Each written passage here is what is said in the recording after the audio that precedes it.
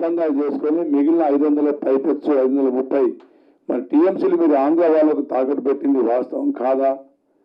మరి వీటి మీద మీరు నిజాలు చెప్పాల్సిన వాస్తవాలు చెప్పాల్సిన సభలో చెప్పకుండా ప్రజలను కేవలం మేము ప్రజలకు నిజాలు తెలవడం కోసం కాళేశ్వరం మేడిగడ్డ సందర్శించడం జరిగింది మా ముఖ్యమంత్రి గారి సమక్షంలో. మరి మీరు బొందలగడ్డ అని మాట్లాడిన కేసీఆర్ గారు మళ్ళీ బొందలగడ్డకి ఎందుకు పోతా ఉన్నాడు? ఇది ప్రజలకు స్పష్టత ఇవ్వాల్సిందిగా మేము డిమాండ్ చేస్తూ ఉన్నాం. కాంగ్రెస్ ప్రభుత్వం వాస్తవాలు చెప్పిన ఆచరణలో పెట్టే కార్యక్రమంలో నిమగ్నమే ఉన్నాం. ప్రభుత్వం ఏర్పడ్డ 24 గంటల్లో 2 హామీలు నెరవేర్చుకున్నాం. మహిళలకు ఉచిత ఆర్టీసీ బస్ ప్రయాణం, అదేవిధంగా 10 లక్షల ఆరోగ్య బీమా, అదేవిధంగా మొన్న గ్యాస్ 500కే గ్యాస్ బండిల్, అదేవిధంగా 200 యూనిట్ల కరెంటు తెల్ల రేషన్ కార్డు ఉన్న వారికి ఉచితంగా అందిస్తూనే మరి ఈరోజు 11,000 మరి మెగా డిఎస్సి పోస్టులు కూడా ఈరోజు ముఖ్యమంత్రి గారు రేవంత్ రెడ్డి గారు మరి ప్రజలకు అంకితం చేయబోతున్నారు.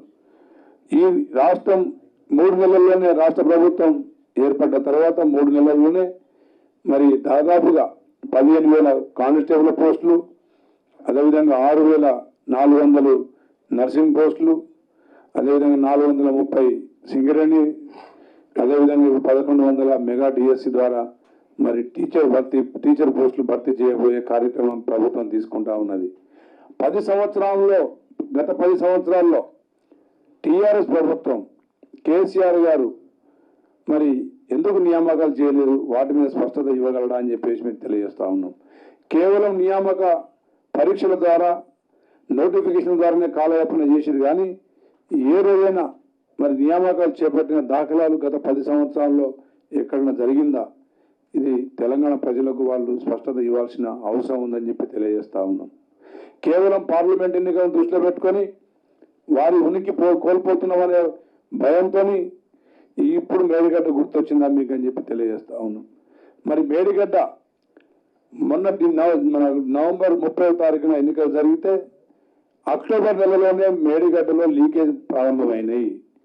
అక్కడ ఇంజనీర్లు కూడా ముఖ్యమంత్రి గారికి, ఆ శాఖ ఈఎన్సీ గారికి, మురళీధరరావు గారికి, మరి అప్పటి భారీ నీటిపారుదల మంత్రి మరి కేసీఆర్ గారికి నివేదికలు ఇచ్చిర్రు.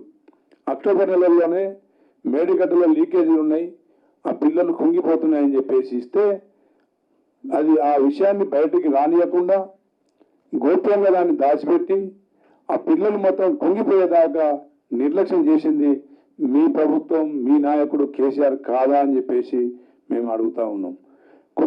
కుంగిపోతుందని మీకు హెచ్చరించినా కానీ మొద్దు నిధుల్లో మీరు ఆ రోజు ఉండి మరి ఎన్నికలు ఫలితాలు 3వ తారీఖున వచ్చినాయి. నవంబర్ చివరి నెలలోనే కాళేశ్వరంలో ఉన్న నీటి జలాల్ని మొత్తం ఖాళీ చేసింది మీ ప్రభుత్వం కాదా అని చెప్పేసి మేము అడుగుతా ఉన్నాం. మీరు మునగాళ్ళలాగా నల్గొండ మీటింగ్లో చెప్తా ఉన్నాడు కేసీఆర్ గారు, మాకు అవకాశం ఇవ్వండి, మేము దాన్ని నింపి మేము పంపింగ్ చేస్తామని చెప్పేసి. మరి అంతటి మునగాళ్ళు మీద అయినప్పుడు నవంబర్ నెలలో చివరి నెల ఆఖరిలో మీరు మేడిగడ్డ జలాలు ఎందుకు ఖాళీ చేసిరు? మేడిగడ్డలో ఉన్న మరి 10-12 టీఎంసీల జలాల్ని గోదావరి సముద్రం పాలు ఎందుకు చేసిరు?